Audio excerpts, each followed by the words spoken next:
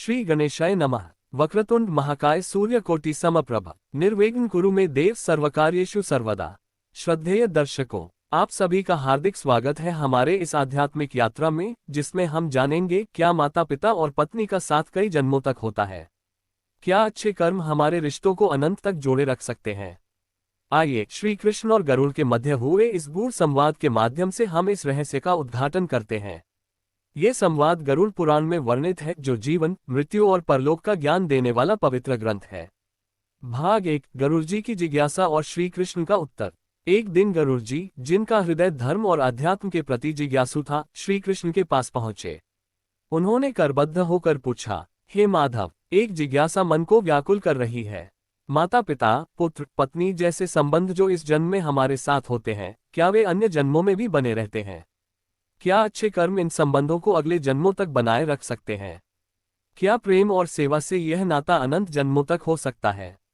श्री कृष्ण मुस्कुराए। उन्होंने गरुड़ जी को आसन ग्रहण करने का संकेत दिया और बोले, हे पक्षी राज, ये प्रश्न अत्यंत गूढ़ है, परंतु तुम्हारा भाव पवित्र है, अतः मैं इसका उत्तर विस्तार से दूंगा।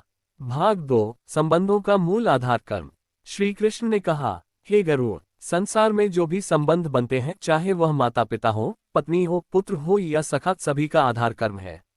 कर्म ही आत्मा को एक शरीर से दूसरे शरीर तक ले जाता है और कर्म ही संबंधों की डोर को अगले जन्मों तक बांधता है। यदि किसी आत्मा ने अपने माता पिता की सेवा पूर्व जन्म में श्रद्धा से की हो, तो वही आत्मा अगले जन्म में उन्हें पुनः अपने समीप पाती है, कभी पुत्र बनकर, कभी सखा बनकर। पत्नी भी पूर्व जन्मों के संस्कारों और मिलन की भावना से जुड़ती है। भाग 3, माता पिता का साथ कितने जन्मों तक। गरुड़ जी ने पूछा, भगवान, माता पिता का साथ क्या केवल इस जन्म तक सीमित होता है? श्री कृष्ण बोले, नहीं गरुड़, यदि संतान ने पूर्व जन्मों में माता पिता की सेवा श्रद्धा और समर्पण भाव से की हो, तो अगली योनियों में भी वही आत्माएं आपस में संबंध बनाती हैं। कभी माँ पुत्र बन जाती है, कभी पिता पुत्री बन जाते हैं, तो कभी पुत्र पिता बनकर जन्म लेता है। ये सब कर्मबंधन है। जिसने पूर्व जन्मों में अपने माता पिता की निंदा की, उनका अपमान किया, वह अगले जन्म में या तो उनसे दूर होता है या रोगी व अपंग बनकर उनके पास जन्म लेता है और कष्ट भोगता है। भाग 4, पत्नी का साथ कितने जन्मों तक। फिर गरुड़ ने पूछा, हे प्रभु, पत्नी का साथ क्या केवल इस जीवन तक सीमित होता है या पुनर्जन्मों में भी वही आत्मा पत्नी बन सकती है? श्री कृष्ण बोले, हे पक्षी राज, पति पत्नी का संबंध यदि केवल भोग तक सीमित हो तो वह एक जन्म का होता है, परंतु यदि वह धर्म, स्नेह, सेवा और समर्पण पर आधारित हो, तो वही आत्मा बारंबार जीवन साथी बनती है। राम और सीता, शिव और पार्वती, राधा और कृष्ण, इनके संबंध सिर्फ एक जन्म के नहीं थे, बल्कि अनंत युगों तक प्रेम और तपस्या से जुड़े रहे। इसलिए यदि पत्नी और पति दोनों सच्चे धर्म और सेवा में जीवन यापन करें, तो वह संबंध कई जन्मों तक चलता है। भाग 5, अच्छे कर्मों का प्रभाव। क्या ये संबंध अनंत हो सकते हैं? गरुड़ जी ने कहा, हे माधव, यदि किसी ने अत्यंत श्रेष्ठ कर्म किए हो, अपने माता पिता और पत्नी की सेवा तन मन धन से की हो, तो क्या ये संबंध अनंत युगों तक बना रह सकता है? श्री कृष्ण ने गंभीर स्वर में कहा, हे गरुड़, इस संसार में कुछ भी अनंत नहीं है, सिवाय आत्मा और परमात्मा के। संबंध, देह, सुख दुख सभी समय के अधीन है।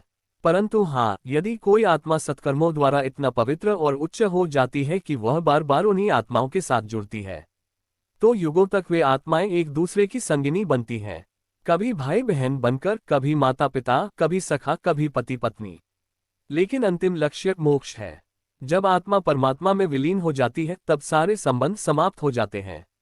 उस स्थिति में न कोई माँ है, न पिता, न पत्नी, केवल ब्रह्म है, शुद्ध चैतन्य।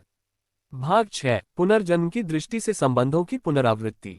हे गरुड़, ध्यान से सुनो। कभी कभी पति पत्नी पिछले जन्मों में शत्रु होते हैं और अगले जन्म में पति पत्नी बनते हैं, अपने कर्मों का फल भोगने। कभी सच्चे मित्र अगले जन्म में पिता पुत्र बन जाते हैं। ये संसार एक रंगमंच है। आत्माएं अभिनय करती हैं, देह वस्त्र है और संबंध पात्र हैं। परंतु जो आत्मा जागृत होती है, वह समझ जाती है कि मैं न किसी का पति हूँ, न पुत्र, मैं शुद्ध आत्मा हूँ, परमात्मा का अंश। भाग 7, सच्चे सेवा भाव और त्याग से बनते हैं जन्म जन्मांतर के संबंध।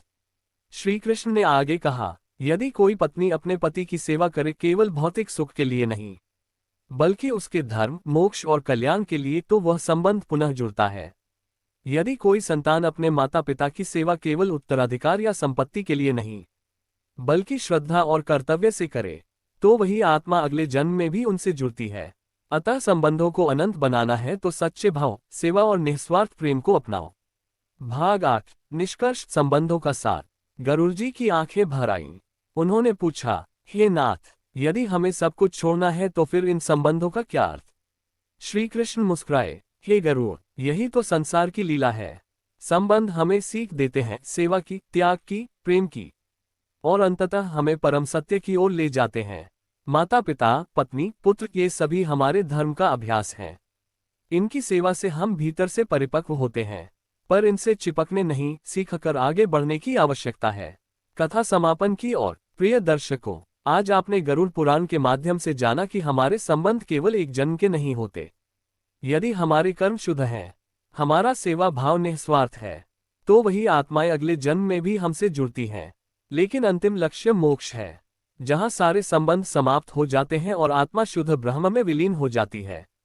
यदि यह कथा आपको ज्ञानवर्धक और भावनात्मक लगी हो, तो कृपया इस वीडियो को लाइक करें, साझा करें और चैनल को सब्सक्राइब करें। अपने विचारों को कमेंट में अवश्य लिखें। हम फिर आएंगे एक और गूढ़ पौराणिक प्रसंग के साथ। जय श्री कृष्ण।